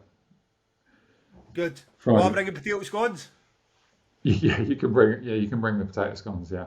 I don't want to follow up your dad about hash browns. Mate, he's got some great. You can't bring your square sausages though, because he's got the meanest sausages. They're good. Okay. I can't believe we didn't actually talk about the Glasgow breakfast on our live tour debrief. Unbelievable, wild. It was good. Square sausage, tortoise scones, and a proper morning roll that must be ate in the morning. It'll be solid. Is the answer. The answer. Fantastic. It was a cracking breakfast. Okay, final question. Let's go. Final question. Ben Summers, as an indie weekling pop girly, the two festivals I'm attending this year are Glasgow and Greenman, both of which sold out pretty much instantly. Once your festivals become instant sellouts, how do you think it will affect the way you book bands? Do you have any insight into the difference it makes for existing festivals that are guaranteed sellouts? God, what a dream, Ben. What a dream. An instant sellout. God, that's all we can ask for. Yeah. It's never happened to us. No, I mean, I don't know if you noticed, I put this question in partly just to go, fuck me, there's someone listening to the podcast that doesn't go to any of the three festivals. I feel like after that tour, we met so many people. I mean, that first night was a real shock. But has anyone here heard of McGlath? And like 3 people put a hand up, and then after that, you're going city to city, and you're like, there's a woman at the very end night, she's like, I've never been to your festivals. And she didn't seem like she had any interest in never come to festivals either. She's just like, I just like listening to the podcast, and then here she is supporting the live tour. Like, well, I suppose that's exactly what you want as well, because it is a niche podcast, it's that way, but if you can reach people that don't even come to the events but they want to listen to this, then I suppose we're doing our jobs right.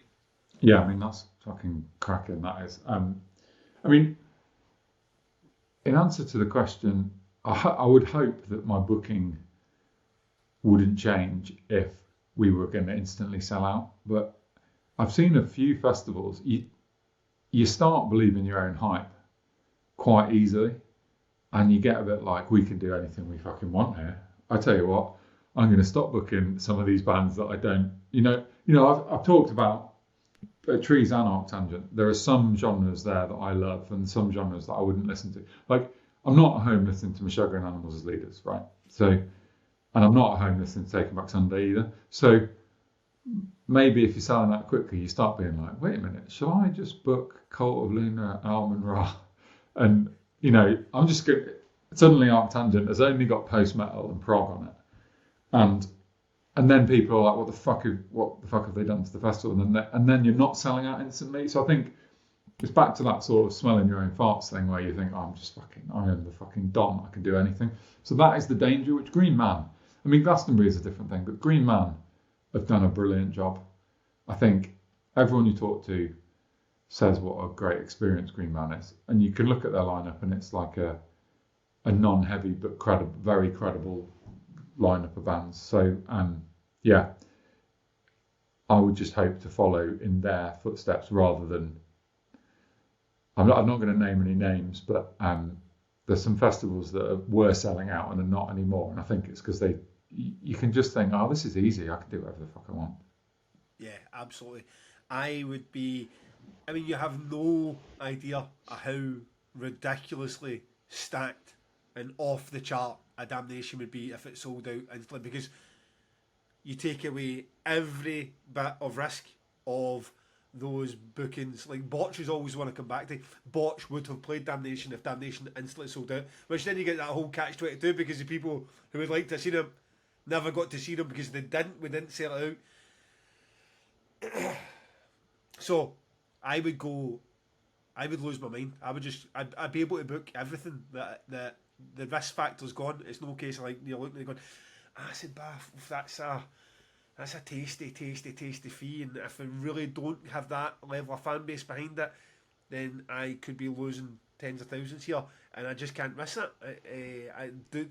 Can I book Botch? Am I going to lose that money? Can I do that extra money for the Dillinger Escape Plan? They're just ones that come to mind, but I would do that right down the whole bill, and then I would have these bands where it would be no fear whatsoever to book the most exciting. I mean, I'm not getting into the whole Russia thing, but like Show Me a Dinosaur or one of those bands, I'm sure it would cost some money to get across. Let's say they're no Russian, but that's no part of the conversation. They'll cost you some money to get that band across, and they're like, does anyone know who they are? And then that wouldn't be a concern for me, because they would listen, and then they'd be like, oh my god, this is some of the best fucking black and post metal that I've ever heard, and I would do that. And I get what you mean about smelling your own farts. I wouldn't start putting Show Me the Dinosaur at the top of the bill because I could. They would still be where you would get your We Lost the Seas and Frails and those bands. And then the bigger bands would be, so if I can afford to spend, I don't know, 30, 40, 50 grand, with a sellout, with a complete sellout, I have no concerns to spend 100. I can spend 100 grand for a band if Damnation is sold out because the money's there. And I'm not going to be like, oh, let's try and book everybody small and make this profit margin that much better, because I would just look at it as like, let's continue this sellout so we'll complete sellouts for the next 10 years. No try and like keep a bigger bit of the pie for me this 1 year and then next year no one trusts the system. Like, show them what you'll do with a complete sellout, with an instant sellout. Show them how spectacular to make it when you take away all the risk factor and the fact you're already in profit, even when you go for the big bands, for the big fees.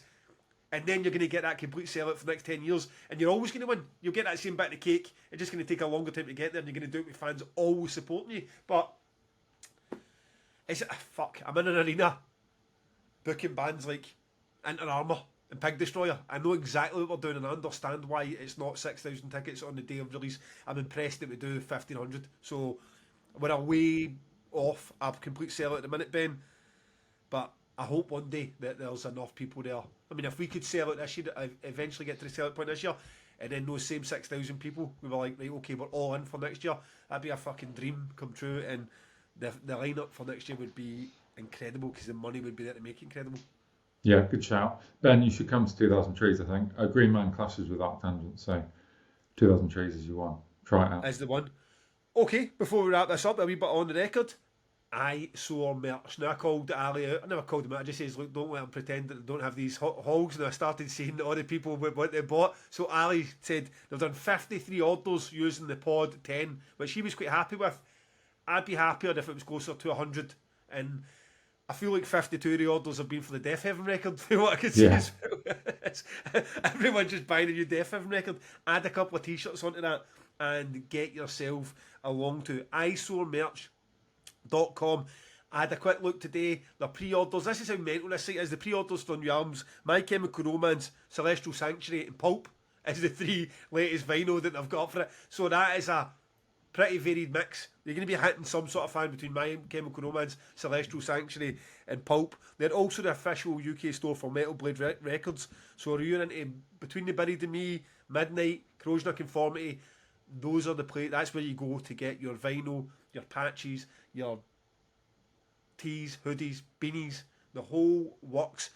Let's get that 53 orders doubled for the guys at iSaw Merch, who are very kindly supporting the pod. So thank you to Ali and the team. I'm glad you are happy so far, and we will keep up the good work for you. Yeah, fantastic. And my Blood Incantation and the Mars Volta vinyls turned up this week, which I didn't pay for, even though I did pay for them originally. They refunded them. Fantastic. Lucky you. Thanks for that. So, on the record. Okay, well, so a couple of weeks ago, we talked about putting on a cider festival. And I said it would. I'd book some fucking shit like the Wurzels, and I think I made a list of bands and I included the Levellers in it. And someone on our Facebook was like, "What the fuck are you talking about putting the Levellers in that?" And I'm like, "Yeah, I didn't mean to." So the Levellers were a real important band for me. I was going to say gateway, but I'm not sure where that gateway would have taken me. When I was a teenager, I went to see the Levellers loads of times in and around the Midlands. Their first 3 albums are fucking great. And today I was like, should I put them on the record? I'm just going to put them on and listen to them and see how it goes with me. And I'm like, fucking yes, this is amazing. I love it. So the song 15 Years by the Levellers, we're going to put on. And if anyone that doesn't know, they've got like a fiddle player. It's kind of like they are like a sort of hippie traveller kind of crowd, but I feel like it has a punk ethic to it and sort of punk balls to it. It properly goes, but it's fucking like, you know, my dad would call it fiddle-dee-dee music. But they're great. They write songs. I don't know. I don't know how to describe the Levellers. I think I'm proving that pretty well. But their first 3 albums are fucking great. The song 15 Years is amazing. So that's my pick.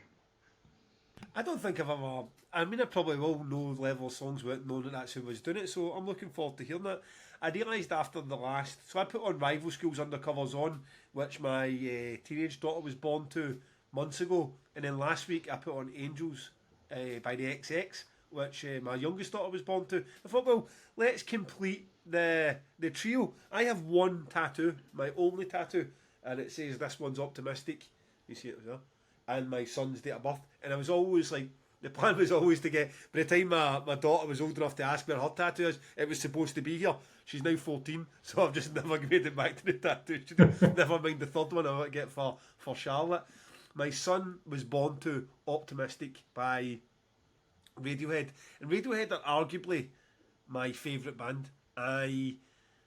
Even though I don't like the elevator music they've been putting out in the last few albums, I will never stop loving OK Computer, The Bends, Kid A, Hail to the Thief. I mean, after that, by the time it gets to In Rainbows, it starts to get a little safe for me, and a little. I know I was quite happy for Radiohead still to be a wee bit out there and pushing envelopes rather than just